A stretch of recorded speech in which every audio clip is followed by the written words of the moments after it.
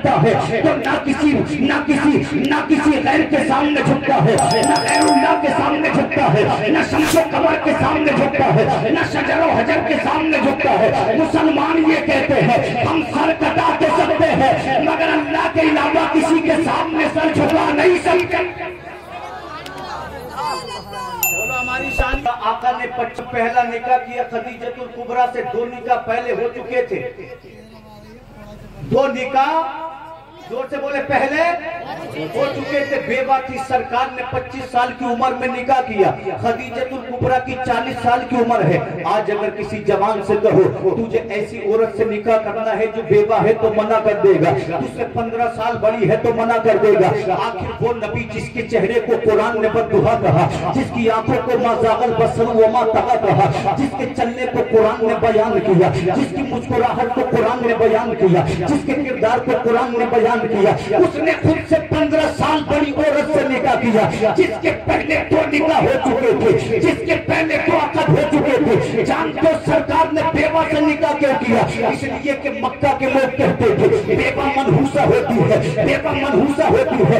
आमिना के बेटे ने बेवा से निकाह करके ऐलान कर दिया, ओ मक्का के लोगों अगर बेवा मनहूसा होती तो आमिना का बेटा कभी बेवा से निकाह नहीं करता। नबी ने फरमाया बेवा नफरत के काबिल नहीं बल्कि दिल से लगाने के काबिल है। अगर तुमने किसी बेवा को सहारा दिया अल्लाह दुनिया में भी फायदा देगा, आखिरत में तुम्हें जन्नती बना देगा। तो बेवाओं का सहारा बन के मेरे सरकार आए। और मजहब इस्लाम का सबसे बड़ा पैगाम ये है कि गिरे पड़ो की और अल्लाह की मखलूक की खिदमत करो। वो मकान कोई मकान नहीं जो दूसरे के खून को सोकर बनाया है। वो लिबास कोई लिबास नहीं जो दूसरे के जिस्म से छीना हुआ लिबास तो वो है जिससे पसीने की धूप उठती हो, जिसमें अपनी कमाई मौजूद हो। यही सरकार ने हमको सिखाया। अल्लाह के रसूल की उम्र जब 40 बरस के करीब हुई, मेरे आका खुद बयान फरमाते हैं मुझे रब की जानिब से अच्छे अच्छे ख्वाब आने लगे। मैं रोटियां लेकर, चंद सत्तू लेकर, पानी लेकर गारे हीरा में जो मक्का के करीब एक पहाड़ी थी उस पहाड़ी में चला जाता। 3 दिन में उस पहाड़ी में रहता, 7 दिन उस पहाड़ी में रहता। आका फरमाते एक दिन मेरे पास जिब्रील आए, अल्लाह की वही लेकर आए। मैं जिब्रील को उस वक्त जाहिर तौर पर पहचानता नहीं था। जिब्रील ने मुझको जोर से दबोचा। जब जिब्रील ने दबोचा मैं घर को आया तो मुझे शिद्दत का बुखार आ रहा था, मेरे जिस्म पे राशाकारी था, मेरा रुआ थरथरा रहा था। जब मैं घर को आया खदीजतुल कुबरा ने मेरी हालत को देखकर तड़प गई और कहती है ए मेरे सरताज आपकी ये हालत क्यों है? तो आका करीम ने वो वाकया बयान किया। ए खदीजतुल कुबरा, हमारे हीरा में एक नौजवान आया था जिसने मुझे जकड़ लिया है, मुझे डर लग रहा है। खदीजतुल कुबरा से आपने कहा कंबल उड़ा दो। खदीजतुल कुबरा ने कंबल उड़ा दिया।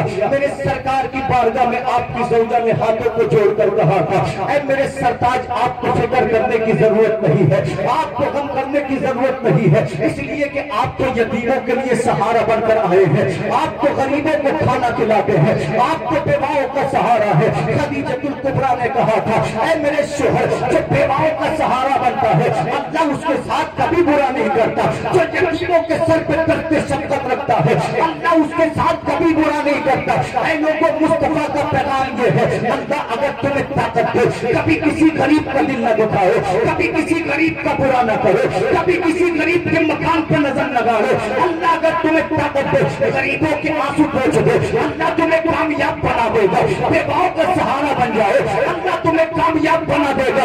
यतीमों के सर पे दस्ते शफकत रख दो अल्लाह तुम्हें कामयाब बना देगा। इसलिए शायर कहता है मैं करे दिल रूपा बन के आया, रूह अर्ज़ो समा बन के आया, सब रसूल खुदा बन के आए, वो हबीबे खुदा